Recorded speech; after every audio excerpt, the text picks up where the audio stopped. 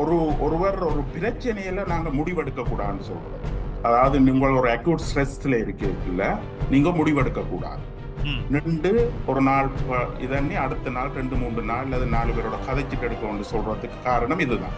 ஒருவர் கிட்டத்தட்ட 7 அல்லது 8 மணித்தியாலம் ஆரோக்கியமாக நெத்திர கொண்டா அவற்ற மனம் நல்ல நிலையில இருக்கும். அது பியண்ட் டவுட். மூளையை சுத்திகரிக்கிற ஒரு சிஸ்டம் ஒன்று இருக்குது. அது இரவுல தானம் கூட தொழிற்படும்.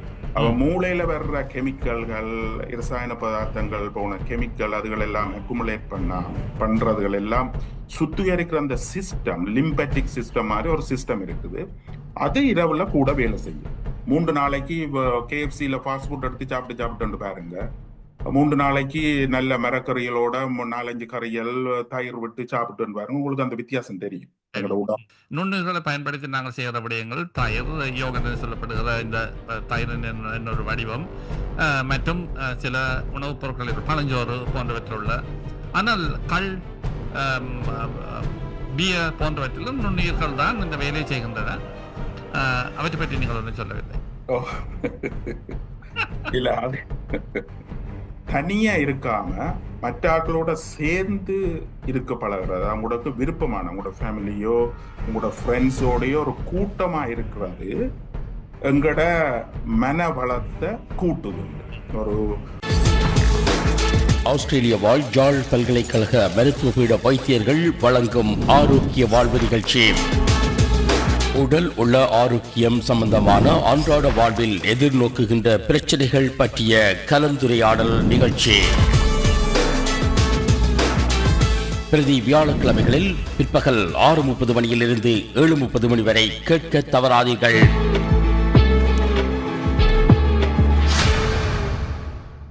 ஆரோக்கிய வாழ்வு நிகழ்ச்சி. இன்றைய ஆரோக்கிய வாழ்வு நிகழ்ச்சியில் மனம்போல் வாழ்வு என்ற தலைப்பில் பேசிக் கொண்டிருக்கிறோம்.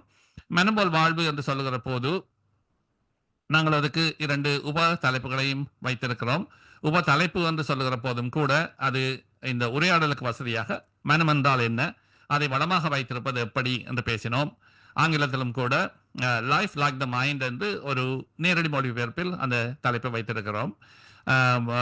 அதற்கான அந்த neuroscience of the mind என்பதையும், அதாவது உடலியல் சார்ந்த நரம்பியல் சார்ந்த மைண்ட் என்பது என்ன என்பதையும், அந்த மைண்ட் என்று சொல்லப்படுவதை எப்படி நாங்கள் நலமாக வைத்திருக்கலாம் என்றும் பேசலாம் என்று தீர்மானித்தோம். அந்த வகையில் வளமைக்கு மாறாக ஒரு உடல் சுகம் குறைவு என்றால் என்ன செய்வது என்று இல்லாமல் இது ஒரு உரையாடல் சார்ந்த விடயமாக இருக்க வேண்டும் என்று டாக்டர் ஸ்ரீஹரன் விரும்பியதால் நாங்கள் அதை அப்படியே வைத்திருக்கிறோம். வளமையாக நான் அதிகம் பேசுவது குறைவு என்று எனது பக்கத்தில் சில தத்துவ விசாரங்களையும் மருத்துவத்துடன் இணைத்து கொண்டு போகலாம் என்ற ஒரு சின்ன நோக்கத்தோடு நானும் ஓயாமல் பேசிக்கொண்டிருக்கிறேன் என்பதை நேர்களுக்கு சொல்லிக்கொண்டே, ஸ்ரீ, இப்போது நாங்கள் போக வேண்டியது மனம் போல வாழ்வு என்ற அந்த கருத்துருவாக்கத்தை ஒரு வகையில் நிறைவு செய்து கொண்டு அடுத்த மட்டத்துக்கு அல்லது ஒரு தீர்வு சார்ந்த அல்லது நிவாரணம் சார்ந்த அல்லது என்ன செய்யலாம் என்பது சார்ந்த விடயங்களுக்குள் போகலாம். நீங்கள் சொன்னதை போல நாங்கள் மனத்தில் என்ன நினைத்து கொண்டிருக்கிறோமோ அதன் மூலம்தான் நாங்கள் எங்களை வழிப்படுத்துகிறோம். இதில் நிறைய தத்துவம் சார்ந்த விடயங்கள் இருக்கின்றன. இது ஒரு உளவியல் உடலியல் சார்ந்த உரையாடல் என்பதால் ஆழமாக தத்துவங்களுக்குள் போக வேண்டாம். சில சந்தர்ப்பங்களில் நாங்கள் அறிவு சார்ந்த உரையாடல் என்று வேண்டுமானால் சொல்லலாம். இந்த ப்ரூவன் ஃபேக்ட்ஸ், நிரூபிக்கப்பட்ட அல்லது மிகவும் இறுக்கமாக நம்பப்படுகிற சான்றுகளை வைத்துக் கொண்டுதான் மருத்துவம், நான் பொறியியல் பின்னணியை கொண்டவன் என்ற அடிப்படையிலும் நாங்கள் அந்த அடிப்படையில் தான் நாங்கள் பயணிக்கிறோம் என்பதால் நாங்கள் ஃபேக்ட்ஸுடன் நிற்பது சிறப்பு. ஆனால் இந்த மனம் போல் வாழ்வு என்று சொல்லுகிற போது ஒருவர் மகிழ்ச்சியாக இருக்கிற போது நல்ல விடயங்கள் நடக்கின்றன, ஒருவர் கோபமாக இருக்கிற போது அவரால் சிந்தித்து செயலாற்ற முடியவில்லை அல்லது உரிய முறையில் உடல் அவருடன் ஒத்துழைக்க மறுக்கிறது, சோம்பறியாக இருப்பவர் மனதில் சோம்பறியாக இருப்பவர் உடலிலும் சோம்பறியாகிறார். அதே போல் அந்த உடலில் இருக்கிற விடயங்களும் சில சந்தர்ப்பங்களில் மனத்துக்கு கொடுக்கப்படுகின்றன. நீங்கள் முன்னரே சொன்னது போல ஸ்ட்ரெஸ் என்று சொல்லப்படுகிற ஒரு மன அழுத்தம், டிப்ரெஷன் என்று சொல்கிற மன அமுக்கம் சார்ந்த விடயங்கள் அது உடலுக்கும் மனதுக்கும் இங்கிருந்து அங்கும் அங்கிருந்து இங்கும் போவதை நாங்கள் பல இடங்களில் பேசுவதை பார்த்திருக்கிறோம். அந்த வகையில் அந்த மனம் போல வாழ்வு என்பதை இன்னும் கொஞ்சம் மேலே போய் எப்படி மனதில் தாழ்மையாக என்று சொல்கிற தாழ்ந்ததாக, தாழ்மை என்று நான் அந்த ஹம்பிள்னஸ் என்கிற தன்னடக்கத்தை சொல்லவில்லை, தன்னை தாழ்த்தி நினைக்கிற ஒரு தாழ்வு மனப்பான்மை கொண்ட ஒருவருக்குள்ள சிக்கல்கள், வாழ்க்கையில் ஏற்படுகிற சிக்கல்கள், அல்லது தனக்கு ஏதோ நோய் இருக்கிறது என்று நினைத்துக் கொண்டிருப்பவருக்கு ஒரு நோய்த்தனமான விடயங்கள் வருவது, அல்லது தனது வாழ்வில் தோல்வி அடைந்து விட்டேன் என்று நினைத்துக் கொண்டிருப்பவர் உண்மையாகவே எந்த விதமான விடயங்களையும் சாதிக்க முடியாமல் இருக்கிறது. அதே வேளையில் பல இடங்களில் நாங்கள் பார்த்திருக்கிறோம், கிரிக்கெட் போன்ற இடங்களிலும் கூட பார்த்திருக்கிறோம், என்னால் முடியும் என்று நினைப்பவர்களால் அதை செய்ய முடிகிறது. இந்த வேறுபாட்டை ஸ்ரீ மனம் போல வாழ்வு என்ற அடிப்படையில் இன்னும் கொஞ்சம் மருத்துவத்தோடு சேர்த்து நீங்கள் பார்த்த விடயங்கள், உங்கள் அனுபவங்களை வைத்துக்கொண்டு பேசிவிட்டு நாங்கள் அடுத்த நிவாரணத்துக்கு போகலாம் என்று நம்புகிறேன். எஸ், அப்ப நீங்க கேட்கிற கேள்வி சரி, நல்ல கேள்வி. அதுல அதை நான் நேரையில் நான் டிஃபரெண்டா சொல்றேன். அதுல 2 பாயிண்ட் இருக்கு, 2 கருத்து. ஒன்று இந்த பாசிட்டிவ் ஃபீலிங்ன்றது, மற்றது நெகட்டிவ் ஃபீலிங். அப்ப நான் சொன்னான், இந்த அதாவது வந்து நாங்க பாசிட்டிவா திங்க் பண்ணிக்கல. ஒரு கிரிக்கெட்ல போயிட்டு நான் வெல்லுவேன், நான் ரன் அடிப்பேன் போற ஒருவரும், நான் அவுட் ஆக போறேன் பயந்து போறவருக்கு பெர்ஃபார்மன்ஸ் வந்து கட்டாயம் டிஃபரெண்ட். நீங்க கேட்குறீங்க அதை ஏன்னு உருவாகுங்க. அதுக்குரிய விளக்கம் என்னன்னா, இந்த நெகட்டிவா திங்க் பண்றது கேட்கல உருவாகிற அந்த கெமிக்கல்ஸ் வந்து ஸ்ட்ரெஸ் ஹோமோன்ஸ். அது வந்து வேற பார்ட் ஆஃப் த பிரெயினை அதாவது வந்து நாங்க ஃபைட் ஆஃப் ஃபிளைட் மோடுக்குள்ள அதை கொண்டு போய் விட்டுரும். எங்கட சர்வைவலுக்குலாம் உருவானது ஃபைட் ஆஃப் ஃபிளைட். அப்ப நாங்க ஸ்ட்ரெஸ் கொண்டு வந்தோம், இப்ப நெருப்பெரியுதுன்னு ஒரு ஸ்ட்ரெஸ் அமெரிக்காக்களால எல்லாம் நடக்குது. அப்ப நீங்க நெகட்டிவா ஸ்ட்ரெஸ் ஆயோ நம்ம அவுட் ஆக போறோம்னு போயிருக்கல, அவைகளுக்கு நெகட்டிவ் ஃபீலிங்ஸ் ஸ்ட்ரெஸ் ஹோமோன்ஸ் தான் தொழிற்படும். அது ஹார்ட் ரேட்டை துடிக்க பண்ணியும் மூச்செடுக்க விடும். அது கொஞ்ச நேரத்துக்கு தன்னெடுக்க அதை செய்யல, அவைகள் அதுலேயே ஸ்ட்ரெஸ் வந்துடும். அப்ப இந்த ஸ்ட்ரெஸ் கெமிக்கல் என்ன செய்யும்னா, உடம்பு பிரெயின்ல கூட வரையக்குள்ள அவைகள் வந்து இந்த டிசிஷன் மேக்கிங் பிரெயினை பாதிக்கும். டிசிஷன் மேக்கிங் பிரெயினுக்கு பாசிட்டிவ் ஃபீலிங் தான் வேணும். அப்ப டிசிஷன் மேக்கிங்க பாவிக்க அவர் போய் பேட்டை பிடிச்சோன்னு இருப்பார், அவுட் ஆக போறோன்னு போல் வர்றது, போல் உதாரணமா போல் வரையக்குள்ள போல் எப்படி கையில இருந்து வருது, என்ன மாதிரி வருதுன்னு பார்த்து அதுக்கேற்ற மாதிரி ரியாக்ட் பண்ணும். அந்த இதை அவருக்கு செய்யல, ஏன்னா அவர்கிட்ட கெமிக்கல் எல்லாம் நெகட்டிவ் ஃபீலிங். அதே நேரத்துல பாசிட்டிவ் அவருக்கு அந்த கெமிக்கல்ஸ் ஒன்றும் இருக்கு. அப்ப அவர்கிட்ட பிரெயின் ஃபுல் நல்ல கட்டியா இருக்கும், அவர் டிசிஷனை மேக் பண்ணுவார், விளையாடுவார். நீங்க சொன்ன உதாரணத்துக்கு அதே மாதிரி இன்னொரு இது சார்ந்ததில் அப்ப சொல்லி கொண்டு போறேன். ஒருவர் ஒரு பிரச்சனையில நாங்க முடிவெடுக்க கூடாதுன்னு சொல்றது. அதாவது நீங்க ஒரு அக்யூட் ஸ்ட்ரெஸ்ல இருக்கீங்கல்ல, நீங்க முடிவெடுக்க கூடாது. நின்று ஒரு நாள் இதன்னி அடுத்த நாள் 2-3 நாள் அல்லது 4 பேரோட கதைச்சிட்டு எடுக்க சொல்றதுக்கு காரணம் இதுதான். நாங்க அக்யூட் ஸ்ட்ரெஸ்ல இருந்து கவலையில இருக்க எடுக்கிற முடிவுகள் அநேகமா எல்லாம் பிள்ளையா வர்றதுக்கு காரணம் அந்த ஸ்ட்ரெஸ் கெமிக்கல், ஸ்ட்ரெஸ்ல வர்ற கோர்டிசோல்ஸ், அதோட சம்பந்தப்பட்ட ஸ்ட்ரெஸ் கெமிக்கல் பிரெயினை சுத்தி இருக்கேக்குள்ள இந்த ப்ரீஃப்ரண்டல் கோர்டெக்ஸ் டிசிஷன் மேக்கிங் பிரெயினுக்கு பாதிக்கும். அதுன்ற ஃபங்க்ஷன் இப்ப எல்லாம் எலக்ட்ரிக் வயரிங், கெமிக்கல் சேஞ்சஸ்லாம் இவர்களுக்குள்ள தொடர்புகள் இருக்கு. அப்ப கெமிக்கல் இதுகள் வரைக்குள்ள பாதிப்பு வந்த உடனே அவர்கிட்ட டிசிஷன் எடுக்க இயலாது. அப்ப பகுத்தறிகிற பிரெயின் மூளைய வடிவா ஃபங்க்ஷன் பண்ண வேணும், அதுல முடிவெடுக்க செய்ய வேணும்ன்றா நீங்க எப்பயும் பாசிட்டிவா திங்க் பண்ண வேணும். ஒரு அந்த நேரங்கள்ல எடுக்கக்கூடாது. அப்ப இதுகளைத்தான் அவைகள் ஃபீல் பண்ணுவீனா, இதுதான் அவற்ற பிஹேவியரா வருது. இப்ப உங்களுக்கு அது விளங்குது தானே? நிச்சயமா நீங்கள் சொல்ற விடயங்கள் சரி. நான் இந்த நேர்களும் எங்களோடு இணைந்து பயணிக்க வேண்டும் என்பதற்காக அந்த பகுதியை கொஞ்சம் இறுக்கி பிடிக்க வேண்டும் என்று நினைத்தேன். அதே போல நேற்று தான் இதை பார்த்தேன். இந்தியா வர்சஸ் பாகிஸ்தான் என்று ஒரு தொடர் ஒன்று, ஒரு 3 எபிசோடுடன் நெட்ஃபிளிக்ஸில் இருந்தது. வீரேந்தர் சேவாக் துடுப்பாட போவார். அப்போது அவருக்கு ஒரு பாயம் ஒன்று இருந்தது, ஷோஹப் அக்தரின் பந்தை நான் எதிர்கொள்ள மாட்டேன், எனக்கு சிக்கலாக இருக்கும் என்று. எல்லா வழிகளையும் யோசித்து பார்த்தால் ஒன்றும் சரி வரவில்லை. அப்போது யோசித்தால் நல்ல இனிமையான பாடல்களை நினைத்துக் கொள்வோம். அவர் பந்து வீச ஓடி வருகிற போது நான் எப்படி துடுப்பை பிடிக்கிறேன், இந்த பக்கத்தில் பட்டு அங்கே போய்விடுமா, அவர் வேகமா, ஒன்றுமே வேண்டாம். அருமையான சிறந்த பாடல்களை அவர் ஓடி வரும்போது மனதுக்குள் நினைத்துக் கொண்டு இருந்தேன். வந்து பந்து போடுகிற போது அப்படியே பந்து எனது கண்ணுக்கு தேர்ந்தது. 300 ஓட்டங்களை அடித்தார். பாகிஸ்தானில் வைத்து இந்தியாவின் சார்பில் முதலாவது 300 ஓட்டங்களை பெற்றவர் சேவாக். அவர் பாட்டு பாடியே 300 ஓட்டங்களை பெற்றார். 295 ஒரு 6 அடித்து 300 எடுத்தார். அந்த நேரம் என்ன பாட்டை நினைத்தார் என்று அவர் சொல்லியிருப்பார். ஆகவே இனிமையான நினைவுகளை மனத்தில் கொண்டிருக்கிற போது உங்களுக்கு இனிமையான விடயங்கள் நடக்கின்றன. இந்த டிங்கிள் பெல் வரும் இந்த கதையில், அலடின் கதையில் அங்கேயும் கூட நல்ல நினைவுகளை வைத்திருங்கள் என்றுதான் இந்த டிங்கிள் பெல் சொல்லும். நல்ல நினைவுகள் இருக்கிற போது ஒன்று மனம் நிதானமாக இயங்கி நல்ல முடிவுகளை எடுக்கும். அது உங்கள் வாழ்வை சரியான இடத்தில் வைக்கும். ஆகவே நல்ல விடயங்களை நினைத்தால் எப்படி வாழ்வு சிறக்கும் என்று நாங்கள் நினைக்க தேவையில்லை. அந்த முடிவுகளை நாங்கள் நிதானமாக எடுக்கத்தக்கதாக இருக்கும். நீங்கள் சொன்னதை போல துடுப்பை பிடிக்கிற போது அவுட் ஆகிவிடுவேனோ என்று நினைக்காமல் நாங்கள் முகம் கொடுக்க தயாராக இருந்தோமானால் தயார் நிலையில் மனம் தெளிவாகவும் பாரமில்லாமலும் இருக்கிற போது நாங்கள் முடிவுகளை சரியாக எடுக்கிறோம். ஆகவே வாழ்க்கை சரியான திசையில் போகிறது என்பதை நாங்கள் பார்க்கிறோம். சரி, மனம். ஆனால் மனம் என்பது எங்கள் கட்டுப்பாட்டுக்குள் இல்லாதது என்று சொல்லப்படுகிறது. இந்த மனத்தை எங்கள் கட்டுப்பாட்டுக்குள் வைத்திருக்க முடியுமா? மனநலத்தை சரியாக வைத்திருப்பதற்கு எந்த விதமான உத்திகளை மனிதர்கள் பாவிக்கலாம்? தத்துவ ரீதியாக, ஆன்மீக ரீதியாக என்றெல்லாம் இருக்கின்றன. ஆனால் ஒரு மருத்துவம் சார்ந்த, உள நலம் சார்ந்த ஒரு மருத்துவரால் சொல்லப்படத்தக்க விடயங்கள் என்ன என்பதை சொல்வீர்களா ஸ்ரீ? எஸ், நீங்க சொன்ன மாதிரி நீங்க கூகுள்ல தட்டுனா எத்தனையோ எல்லாம் how to look after mental being அல்லது எப்படி எங்கட மனந்து வரும். அதுல கணக்கன தத்துவ ரீதியா இருக்குது, சயின்டிபிக்கா இருக்குது, இப்ப கணக்க ஏண்டா இது ஆராய்ச்சிகளுக்கு அப்பாற்பட்டது. இப்ப நான் சொல்றதுதான் எல்லாம் சரி என்றும் சொல்ல இயலாது. நான் சில ஆராய்ச்சி கட்டுரைகளையும் பாதிச்சு என் அனுபவங்கள்லயும் உள்ள இதுகளைத்தான் நான் சொல்லி கொண்டிருக்கிறேன். அப்ப இதுல நான் இப்ப ஒரு 4 விஷயம் இருக்குது. நாங்க வடிவாக அந்த 4 விடயம், அல்ல 5 வைங்களா, 5 விடயம் இருக்குது. அந்த 5 விடயங்களை நாங்க வடிவாக பின்பற்றுவோம்டா எங்கட மனம் வளமாக இருக்கும்.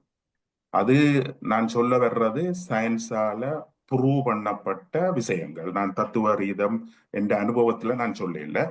அதுல முதலாவது இந்த நெத்திரை. எல்லாருக்கும் அது தெரியும். நான் அதுக்குரிய விஞ்ஞான விளக்கத்தையும் சொல்ல பார்க்கிறேன். இப்ப ஒருவர் கிட்டத்தட்ட 7 அல்லது 8 மணித்தியாலம் ஆரோக்கியமாக நெத்திர கொண்டா அவற்ற மனம் நல்ல நிலையில இருக்கும். அது பியாண்ட் டவுட். எல்லா ஆராய்ச்சிகளையும் ப்ரூவ் பண்ணியாச்சு. அந்த நெத்திரைய சொல்றது சவுண்ட் ஸ்லீப். அது இன்னும் கொஞ்சம் வடிவா சொன்னா, ஒரே நேரத்துல போய் நெத்திரைக்கு போய் ஒரே நேரத்துல எழும்புனா இன்னும் நல்லா இருக்கும். ஏனென்றா அந்த சர்காடியன் ரிதம் இருக்குது, அதை குழப்பாம அதை ஒரே நேரத்துல ஒர்க் பண்ண விட்டா அந்த ஸ்லீப்ல வர்ற deep sleep, rapid eye movement sleep, ஒவ்வொரு பகுதிகள் ஸ்லீப் இருக்கு. ஒவ்வொரு பார்ட் ஆஃப் த ஸ்லீப்புக்கும் ஒவ்வொரு ஃபங்க்ஷன் இருக்கு. அதுகள் வளமையா நடந்தா எங்களோட மனம் நல்லா இருக்கும். அதுக்கு என்ன காரணம் சொல்லினோம்டா, ஒரு நாள் முழுக்க எங்களுக்கு ஸ்ட்ரெஸ் ஆயிருக்கும். அப்ப எங்களுக்கு கோர்டிசோல் கூடவா இருக்கும். அந்த கோர்டிசோல் இந்த நெத்திர டைம் அது சுத்திகரிக்கப்படுது. அப்ப அந்த ஸ்ட்ரெஸ் ஹோமோன்கள் குறைக்கப்படுறது இந்த நெத்திரையில. அப்ப நாள் முழுக்க ஸ்ட்ரெஸ் ஆயிருந்துட்டு இரவு நெத்திரையும் கொள்ள விட்டு அடுத்த நாள் அவருக்கு இன்னும் பொட்டில் பண்ணப்படும். அவர்கிட்ட மனம் நல்ல நிலையில இருக்காது. அப்ப அவர்கிட்ட பிஹேவியர்களும் அவர்கிட்ட பிரச்சனைகளும் அப்படி போய் அவர் கஷ்டமான ஒரு இடத்துக்கு போவார். அப்ப அந்த கோர்டிசோல் ரெடியூஸ் பண்ணப்படுது. 2வது அவையில் சொல்லின நெத்திரையில எங்களோட மெமரி ப்ரோசஸ் பண்ணப்பட்டு கன்சாலிடேட் பண்ணப்படுது. அத தமிழ்ல சொன்னா, இப்ப நாங்க எங்களோட பிரெயின் இப்படி ஆர்டிபிஷியல் இன்டெலிஜென்ட்ல வர்ற மாதிரி எல்லா பக்கத்திலும் தரவுகள் எல்லாத்தையும் எடுத்து தேவையானதான் ஸ்டோர் பண்ண வேணும். எல்லாத்தையும் ஸ்டோர் பண்ணா அங்க ஸ்டோரேஜ் இல்ல. அந்த இரவு வடிகட்டும். வடிகட்டி அது எதை நீளமாக வைத்திருக்க வேண்டும், எறிய வேண்டும் என்று 3 விதமாக பிரிக்குமாக்கும் இல்லையா? பிரிக்கும். அப்ப தேவையில்லாத எறிகிறதும் தேவையானதுல வைக்கிறதும் அதான் ப்ரோசஸ் அண்ட் கன்சல்டேஷன். ப்ரோசஸ் பண்ணி அதை செய்கிறது இந்த ஸ்லீப். அவையில் அதை சொல்லியிருந்தோம். அந்த 7 மணித்தியாலம் நெத்திரோண்டு, அட்லீஸ்ட் 6 இருந்து 8 மணித்தியாலம் நெத்திரோண்டு அந்த சைக்கிள்ல திருப்பி வந்தா தான் இது நடக்கும். அதுவும் ஒன்று. அப்ப நாம் பகல் முழுக்க அமைக்டலா ஒர்க் பண்ணி எல்லாம் ஸ்ட்ரெஸ் இதுகளை கொண்டு வரும். இரவுல அது கன்சல்டேட் பண்ணிக்கல தேவையில்லாத ஸ்ட்ரெஸ்கள் எடுபட்ட உடனே அடுத்த நாள் அந்த பார்ட் ஆஃப் த பிரெயினுக்கு அவ்வளவு பெரிய வேலை இருக்காது. அது திருப்பி அடுத்த நாளுக்கு ரெடி ஆகும். அப்ப அது மிக முக்கியமானது. அதை விட மூளையை சுத்திகரிக்கிற ஒரு சிஸ்டம் ஒன்று இருக்குது. அது இரவுல தானம் கூட தொழிற்படும்.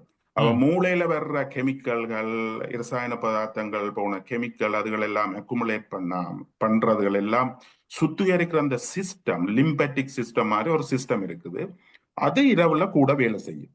அதுதான் அந்த இன்ஃப்ளமேஷன் அல்லது கழிவுகளால வர்ற பாதிப்புல மெல்லமா எடுக்கும். அதுதான் இப்ப கிட்டடியில கண்டுபிடிச்சிருக்குன்னா ஒரு ஒரு புரோட்டீன் அதுல படிக்கிறபடியாத்தான் இந்த டிமென்ஷியா வருதுண்டு. அப்ப டிமென்ஷியாவை ப்ரிவென்ட் பண்றதுக்கு நல்ல ஸ்லீப் வேணும்னு சொல்றது காரணம் அதுதான். அந்த சுத்திகரிப்பு சிஸ்டம் இரவுல தொழிற்படுறது, நெத்திரையில தொழிற்படாவிட்டா அது சில இடங்கள்ல புரோட்டீன்களை சேஞ்ச் பண்ணி அதை படிய செய்யும். அது ஒரு ரீசன். அப்ப இந்த ரீசன்களுக்காக அதோ நேரத்துல இரவுல இந்த சில கெமிக்கல்கள் அதாவது மற்ற பார்ட் ஆஃப் த பிரைன் ரெஸ்டா இருக்கும். இந்த ப்ரீஃப்ரண்டல் கோர்டெக்ஸ் அதுகள் அந்த பகுத்தறிகிற இதெல்லாம் இப்ப ஒரு பிரச்சனையோட நீங்க படுப்பீங்க. நீங்க யோசிச்சு பாருங்க, அடுத்த நாள் விடிய உங்களுக்கு ஒரு முடிவோட எழும்புவீங்க. பார்த்துருக்கீங்க எல்லாம் பிரச்சனை இல்லை, என்ன தலையை வடிக்குமாலே வேலையில இப்படியா போயிட்டு நாளைக்கு என்ன செய்யறான்ட்டு புகையிலாண்டு படுப்போம். அதுக்கு என்ன காரணமா அந்த ஸ்லீப் தான் அதை செய்யுது. ப்ரீஃப்ரண்டலோட பகுத்தறிஞ்சு இதண்ணி எங்களுக்கு ஒரு நெகட்டிவ் தாட்ஸோட படுப்போம் எல்லா பிரச்சனையில அதுகளை எல்லாம் இதண்ணி சரிப்படுத்தி எழுப்பும். அப்ப அந்த காரணங்களுக்காக நெத்திரை மிகவும் முக்கியம். அது எல்லா இடங்கள்ல சொன்னாலும் எங்களுக்கு அந்த விளக்கம் தெரியாதால நாங்க இதென்ன மாட்டோம். இப்ப கேட்கிறாக்கள் அட்லீஸ்ட் கொஞ்சம் அதை பின்பற்றுனா ஒரு பெரிய பெரிய ஒரு டிஃபரெண்ட் ஒன்று வரும். ஏன்னா எந்த ஒரு விஷயத்தையும் எங்களுக்கு விளங்குனா நாங்க பின்பற்றுவோம், அல்லது 100 101 போகும். அப்ப இந்த காரணங்களால எங்கட மூளை அல்லது எங்கட மைண்ட் மனம் பலமா இருக்கணும்டா ஒருவர் சராசரியா 6 to 8 மணி நேரம், குறைஞ்சது 6 கூடுன இந்த நேரத்துக்குள்ள கட்டாயம் நெத்திர கொள்ள வேணும். நெத்திர ஒரே நேரத்துல போய் ஒரே நேரத்துல எழும்புனா சால சிறந்து அது ஒன்று. அதுல ஏதாவது இருக்கா? அது நித்திரை என்பது முக்கியமானது என்பதை நானும் அதை செய்வதில்லை. ஆனால் நித்திரை என்பது முக்கியம் என்பதை யாரும் சவாலுக்கு உட்படுத்த மாட்டார்கள். சொல்லுங்கள். இரண்டாவது முக்கியமானது எங்கட குடலை பாதுகாக்கிறது. அதுக்கு என்ன சொல்லியிருந்தா, குடல் கிட்டத்தட்ட 25 அடி நீளமானது, பெரிய ஒரு 3-4 மீட்டர் கிட்ட ஒரு பெரிய ஒரு அளவான அது. அதை சுத்தி நரம்பு பின்னல்கள் இருக்குது. குடலை சுத்தி நரம்பு. இப்ப அந்த விஞ்ஞானிகள் இப்ப சொல்லினா குடலை கட்டை லிட்டில் பிரைன், மூளையில பில்லியனான நர்வுகள், கலங்கள், வலைப்பின்னல்கள், நெட்வொர்க்குகள் இருக்குது. அதுக்கு அடுத்ததா இருக்கிறது இந்த குடல்ல. அப்ப மூளைக்கும் குடலுக்கும் ஒரு பெரிய தொடர்பு இருக்குது, இன்டராக்ட் பண்ண. மூளை குடலை கண்ட்ரோல் பண்ணும், குடல் மூளையை கண்ட்ரோல் பண்ணும். மூளையில இருந்து ஒரு பெரிய நர்வ் ஒன்று உருவாது, வேகஸ் நர்வ் அது குடலை கண்ட்ரோல் பண்ணும். குடல்கள்ல சில ஸ்ட்ரெஸ் சில ஹாப்பி ஹோமோன்கள் உருவாங்க. ஒரு செரட்டோனின் என்ற ஒரு ஹோமோன் இருக்கு, நியூரோ டிரான்ஸ்மிட்டர். உடம்புக்கு தேவையான 90 விதமான செரட்டோனின் உருவாக்குறது குடல். செரட்டோனின் எங்கட எலிவேட் நல்ல ஒரு ஹாப்பியா ஃபீல் பண்றதுக்கும் எங்கட மூட்டை ரெகுலேட் பண்றதுக்கும் தேவையானது செரட்டோனின். பொதுவா இந்த டிப்ரெஷன், ஆங்ஷியஸால பாதிக்கப்படுற ஆட்களுக்கு ஆராய்ச்சிகள் கண்டுபிடிக்கணும், அவைகளுக்கு செரட்டோனின் குறைவா இருக்குது. அதுக்கு பல காரணம், அது ஜெனட்டிக்கால வரலாம், என்வயர்மெண்டல், அது ஆனா இத சுரக்கிறது குடல். அப்ப குடலை நாங்க வளமா வச்சிருந்தா கட், அதை சொல்றது கட் பிரைன் ஆக்சிஸ் GBI, அது இப்ப ஒரு பேசு பொருளா வருது. இப்பதான் எல்லாம் ஆராய்ச்சிகள் கண்டுபிடிக்கப்பட்டு, அப்ப கட்டை நாங்க வடிவா வச்சோம்டா எங்கட மனம் நல்ல வளமா. நீங்களே பார்த்துருப்பீங்க, நாங்க ஒரு 3 நாளைக்கு KFCல ஃபாஸ்ட் ஃபுட் எடுத்து சாப்பிட்டு பாருங்க. 3 நாளைக்கு நல்ல மரக்கறிகளோட 4-5 கறிகள், தயிர் விட்டு சாப்பிட்டு பாருங்க, உங்களுக்கு அந்த வித்தியாசம் தெரியும் எங்களோட உடம்பு. அது என்ன காரணம்னா, இந்த கட்டுல ஒரு பல நுண்ணுயிர்கள் இருக்குது, ஃபங்கஸ்கள், பாக்டீரியாக்கள், வைரஸ். இப்ப ஒரு தோட்டத்துல மண்புழுக்கள், வேற நல்ல இதுகள், பூச்சி புழுக்கள் எல்லாம் மரங்களுக்கு எப்படி உதவி செய்யுதோ, வளமாக்குதோ, மண்புழுன்னு எடுப்போம். அதே மாதிரி எங்கட கட்டை வளமா வச்சிருக்கிறதுக்கு, குடலை வளமா வச்சுக்கிறதுக்கு மைக்ரோபயம் ஒரு அந்த சுவரை சுத்தி உள்ளுக்குள்ள ஒரு பேரியரா இருக்குது. அது வந்து சரியாக தொழிற்பட்டா அவையெல்லாம் இந்த செரட்டோனின் என்ற ஹோமோனையும் மற்றது மூளைக்கு போற இன்ஃபர்மேஷன்களை அனுப்புறது அவையெல்லாம் அதை வளமா வச்சுக்கிறது எங்கட சாப்பாடு.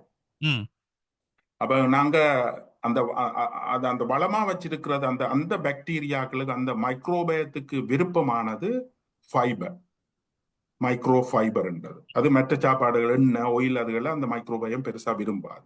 அதுக்கு அதாலதான் நாங்க எல்லாருக்கும் சொல்றது பழங்கள் வெஜிடபிள் ஃப்ரூட்ஸ் அண்ட் வெஜிடபிள் சலட்டை சேர்க்க சொல்லி என்றால் அந்த மைக்ரோபயம் நேச்சுரலா வர்ற இதுகளோட தான் பழக்கப்பட்டது. இப்ப மனுஷர் உருவாகி மில்லியன் இயர்ஸ் அவர்களுக்கு ஒரு காலம் ஃபாஸ்ட் ஃபுட் இன்ட்ரோடியூஸ் பண்ண ஒரு 30-40 வருஷம். அப்ப உலகால மில்லியன்ல கூப்படைந்து வந்த அந்த மைக்ரோபயத்துக்கு புது சாப்பாடுகள் போய்க்கல அவையெல்லாம் பாவிச்சு அதுகள்ல இறக்க வச்சு கூடாத பாக்டீரியா உருவாக்கி அந்த ஈக்குலிபிரியத்தை இல்லாம செய்த உடனே அதுல ஒரு கண்டிஷன் வருது, லீக்கி கட் சிண்ட்ரோம். கட் வந்து இந்த கெமிக்கல் சாப்பிடுற டாக்ஸின்களை அப்படியே லீக் பண்ணிடும். அந்த கெமிக்கல் டாக்ஸின்கள் மூளையில போய் எங்களோட திங்கிங் பார்ட் ஆஃப் த பிரெயினை பாதிக்கல, அல்லது எமோஷனலா இருக்கிற எமோஷனுக்குரிய ஃபீலிங்குக்குரிய உணர்வுகளுக்குரிய பார்ட் ஆஃப் த மைண்டை பாதிக்கல, நாங்க அப்செட்டா வரோம். அப்ப கட் ஹெல்த்தை மெயின்டைன் பண்ண வேணும்னா நாங்களோட சாப்பாடு பலமாக இருக்க வேணும். அப்ப அதுதான் காரணம். எல்லாரும் மரக்கறி சலட்டுன்னு சொல்றதுலையும் விட ஒரு காரணம் வந்து இதுதான். அப்ப நாங்க எங்களோட உணவுகள்ல கட்டாயம் வெஜிடபிள் ஃப்ரூட்ஸ், மற்றது ப்ரோபயோட்டிக் ப்ரீபயோட்டிக். ப்ரோபயோட்டிக்னா சில நல்ல பாக்டீரியாக்களை சாப்பாடோடு எடுக்கிறது. இந்த தயிர் வந்து ஒரு ப்ரோபயோட்டிக், அல்லது யோகட் ஒரு ப்ரோபயோட்டிக், அல்லது பழம் சோறு ஒரு ப்ரோபயோட்டிக். அப்ப இதுகள்ல இருக்கிற பாக்டீரியாக்கள் வந்து நொதிச்சு வர்ற அது நல்ல பாக்டீரியா. அது வந்து கட் மைக்ரோபிய கட்ல இருக்கிற குடல்ல இருக்கிற நுண்ணுயிர்களோட ஒத்து போய் அவையில ஹெல்ப் பண்ணக்கூடியது. அப்ப அப்படியான சாப்பாடுகளையும் நாங்க சேர்க்க வேணும். ஃபாஸ்ட் ஃபுட் எதிர்மாறா செய்யும். அது வந்து ப்ரோசஸ் ஃபுட். அது இந்த மைக்ரோபியத்துக்கு ஒரு நாளும் பழக்கம் இல்லாது. அது போய் இன்ஃப்ளமேஷனை செய்த உடனே இந்த லீக்கி கட் வந்து இந்த மென்டல் ஹெல்த் இஷ்யூ வருது.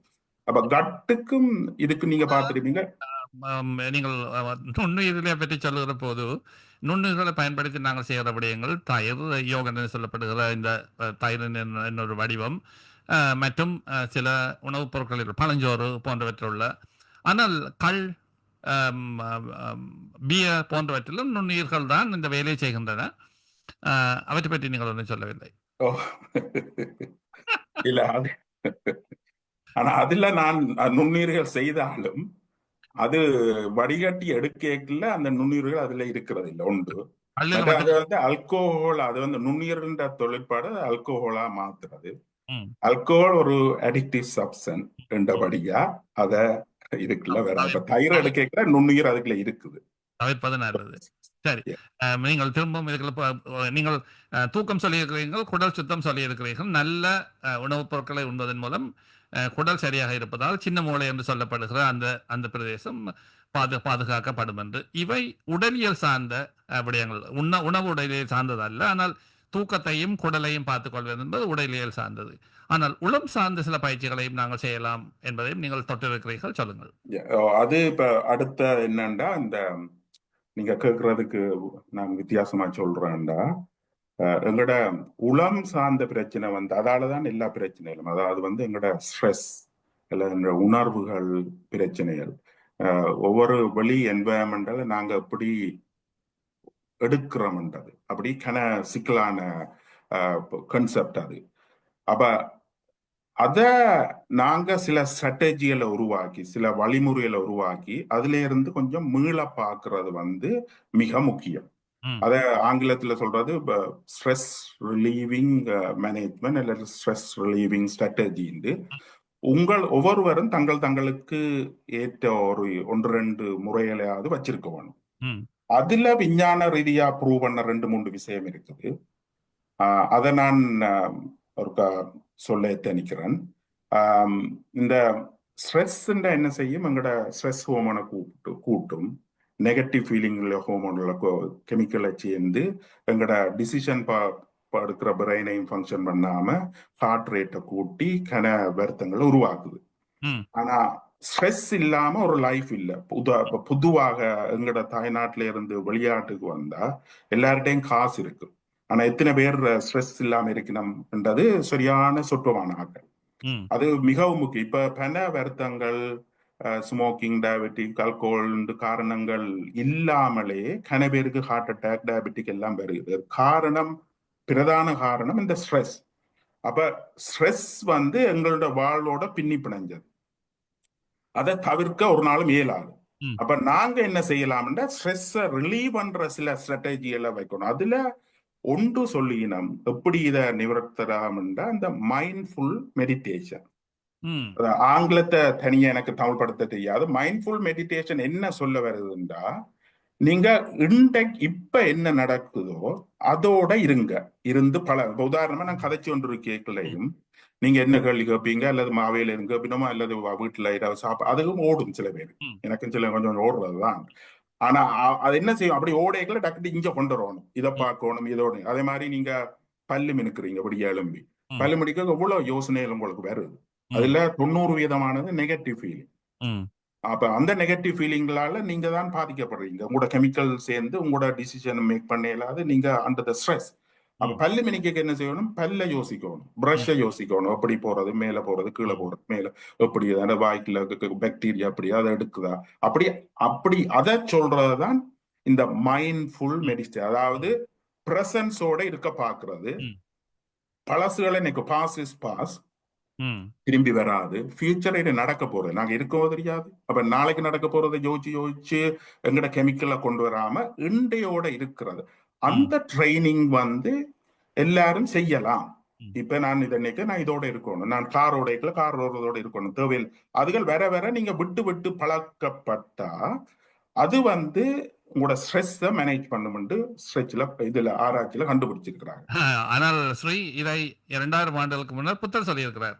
மைண்ட்ஃபுல்னஸ் என்ற ஒரு வரியோடு அவர் 2 விடயங்களை சொல்றார். மெடிடேஷன் என்று சொல்லுகிற போது இந்த நாங்கள் தியானம் செய்வதன் மூலம், தியானம் என்பது சரியான முறையில் ஆன்மீகம் சார்ந்தது கிடையாது, அது மனதை கட்டுப்படுத்துவதற்கான முறை. தியானம் செய்வதன் மூலம் நாங்கள் இவ்வாறான தேவையில்லாத பிரச்சனைகளை தூக்கி அங்காலே போடலாம் என்று.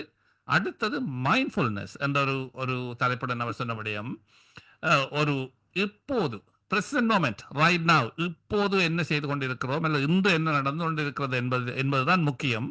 அதை நாங்கள் சரியான முறையில் மனதை குவியப்படுத்தி செய்து கொண்டிருக்கிற போது நாங்கள் மற்ற விடயங்கள் எங்களை குழப்பாது. முந்தின நாள் நடந்த விடயத்தை இன்று ஏதோ ஒரு விதமாக பயன்படுத்த போகிறோம் என்றால் அதை மட்டும் எடுத்துக்கொள்ள வேண்டுமே ஒழிய நடந்ததை நினைப்பதோ, நடந்து நினைத்து வருந்துவதோ, நடக்க போவதை நினைத்து ஏங்குவதோ எந்த விதமான நன்மையும் தராது என்பதை 2000 ஆண்டுகளுக்கு முன்னர் புத்தர் ஒரு தத்துவமாக சொன்னார். இப்போது அது உடலியல் சார்ந்த வந்திருக்கு.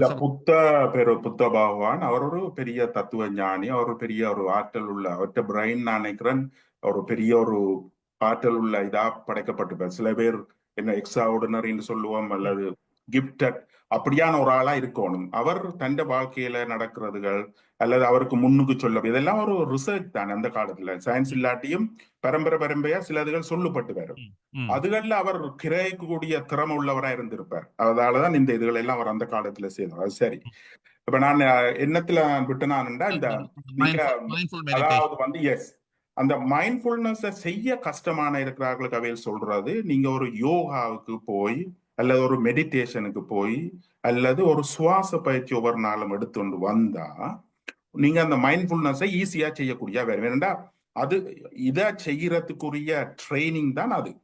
ஒரு நாள் வீடு எழும்பி விடிய ஒரு சுவாச பயிற்சி டீப்பா மூச்செடுத்து விட்டு பழகணும். அந்த டீப்பா மூச்செடுத்து விடுறதுல என்னன்னா, நல்லா மூச்செடுத்து டயப்ரம் பிரியேக்கில் அது வேகஸ் நர்வ்ன்ற ஒரு நர்வை ஸ்டிமுலேட் பண்ணும். Vegas nerve opposite to the sympathetic nerve.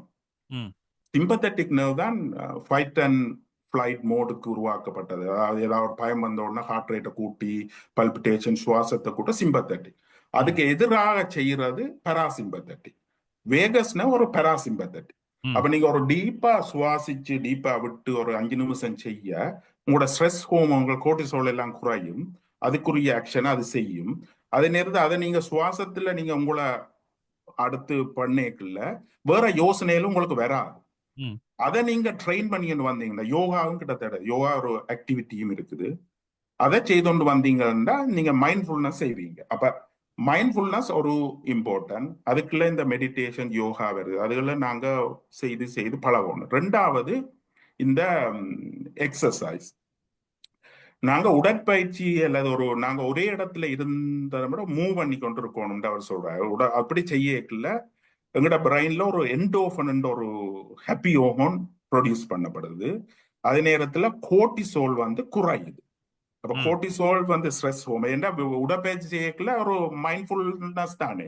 நாங்க உடற்பயிற்சியை பற்றி தான் யோசிப்போம். அதை செய்தோண்டு இப்ப ஒரு சோஷியல் வாலிபால் விளையாடுறோம்னா நாங்க அதுலதான் இருப்போம். அப்படி போல் வருது அப்படி அடிக்கிறது அந்த நேரத்துல நாங்க வேற யோசிக்க மாட்டோம். அதே நேரத்துல அந்த ஆக்டிவிட்டியால எண்டோஃபனும் உருவாகுது. எண்டோஃபன் ஒரு ஹாப்பியா இருக்கு. அப்ப நீங்க ஸ்போர்ட்ஸ் விருப்பம் இல்லாட்டி ஒரு ஸ்போர்ட்ஸை நீங்க செய்து ஒரு கொஞ்ச நாள் போக போது உங்களுக்கு அது விருப்பம் பெறுது. அது என்னன்னா அந்த எண்டோஃபனால் அது ஒரு அடிக்டிவ். அது ஒரு முக்கியம் சொல்லினா இந்த மைண்ட்ஃபுல்னஸ் அல்லது இந்த எங்களோட மென்டல் வெல்பீயிங்க வச்சிருக்கிறது காரணம் இந்த இதால. அப்ப எக்ஸசைஸ் வேற இதுகளுக்கு தேவை, மைண்ட்ஃபுல்னஸுக்கு தேவை. இன்னொரு விளையாட்டு எக்ஸசைஸ் செய்யுது, அது பிரெயினுக்கு கூட ஆக்சிஜனையும் பிளட்டையும் பம்ப் பண்ணுது கூட எக்ஸசைஸ். அப்ப மூளை வடிவா பெர்ஃபியூஸ் பண்ணப்படுது. அப்ப அதுக்கு வடிவான போஷணைகள் கிடைக்கல, ஃபங்க்ஷனும் கூட வருது. அப்ப அது அடுத்த முக்கியமானது. மற்றதுல என்ன சொல்றேன் அவையல் ரிசர்ச்ல சொல்ற சோஷியலைசேஷன். அதாவது நாங்க ஒரு சோஷியல் அனிமல்ஸ். தனியா இருக்காம மற்ற ஆட்களோட சேர்ந்து இருக்க பழகிறது, அவங்களுக்கு விருப்பமான உங்களோட ஃபேமிலியோ உங்களோட ஃப்ரெண்ட்ஸோடயோ ஒரு கூட்டமா இருக்கிறது எங்கட மன வளத்தை கூட்டுதுண்டு. ஒரு சேரிட்டி ஒர்க்குக்கு கூட்டமாக செய்யறது, அல்லது நடக்க போய்க்குள்ள கொஞ்சம் பேரோட சேர்ந்து நடக்கிறது, விளையாடுற சேர்ந்து அப்படி இருக்கல அந்த மூளை ஒரு செக்யூரா ஃபீல் பண்ணும். அந்த அந்த அமெக்டலாண்ட் அந்த எமோஷனுக்குரிய அந்த பார்ட் ஆஃப் த பிரெயின் வேலை செய்யற குறைவு. ஏன்னா யூ ஃபீல் செக்யூர். தனியா இருக்கல நெகட்டிவ் ஃபீலிங்கள் அதுகள் எல்லாம் இதன்னும். அப்ப அந்த இமோஷனுக்குரிய பார்ட் ஆஃப் த பிரெயின் கூட வேலை செய்து கூட உங்களுக்கு கெமிக்கல்ஸ் பேட் கெமிக்கல்ஸை போடும். சோஷியலைஸ் பண்ணிக்கல யூ ஃபீல் செக்யூர். உங்களுக்கு ஒரு உதவி செய்வார் அல்லது யூ சோஷியலைஸ், ஒருவரோட கதைக்கிறீங்க, உங்களோட அன்பு இரக்கங்களை காட்டிக்கல நல்ல கெமிக்கல்ஸ்கள் வருது. அது என்ன உண்டு. இதெல்லாம் விஞ்ஞான ரீதியாக ப்ரூவ் பண்ணது உண்டு. இந்த நெத்திரை, ரெண்டாவது சாப்பாடு, கட்டை ஹெல்த்தா பாக்குறது, மூன்றாவது இந்த ஸ்ட்ரெஸ் ரிலீசிங் இது, அதுல மெயினா மைண்ட்ஃபுல்னஸ் மெடிடேஷன், அதை அடைய செய்யறதுக்கு யோகா அல்லது மெடிடேஷன் செய்து அதை செய்யறது. நாலாவது இந்த சோஷியலைசேஷன், எல்லாரோடையும் சேர்ந்து ஹாலிடே அதில் போய்க்கல சேர்ந்து போறது, ஃப்ரெண்ட்ஸோட இதா இருக்கிறது, கனெக்ட் பண்றது. இந்த வாட்ஸ்அப்ல கனெக்ட் பண்றது சொல்லல, ஃபேஸ் டு ஃபேஸ். அப்ப அதை செய்யறது. மற்றது நெத்திரை. இவ்வளவு நாங்க செய்தா எங்கட மூளை கொஞ்சம் பலமா இருக்கும். மைண்ட் இப்ப மைண்ட்ன்றது உணர்வுகளோட சம்பந்தப்பட்டது. இப்ப உணர்வுகள் வேற வேற கெமிக்கல்ஸ்களை உருவாக்குது. நெகட்டிவ் தாட்ஸ்கள் டிஃபரெண்ட் கெமிக்கல், பாசிட்டிவ் தாட்ஸ்கள் டிஃபரெண்ட் கெமிக்கல். அப்ப இதுகளை செய்யக்குள்ள அந்த மூளை நெகட்டிவ் இதுல இருந்து எடுபடுகுது. ஆகவே அந்த கெமிக்கல் சேஞ்சஸ்கள், எலக்ட்ரிசிட்டிகள், வயரிங்கள் எல்லாம் வடிவா போய்க்கல மனிதன் வளமடைகிறான் என்றதுதான் புத்த பெருமாண்ட சிந்தனையும். அதுக்கு பிறகு அந்த சயின்ஸ் அவைதான்.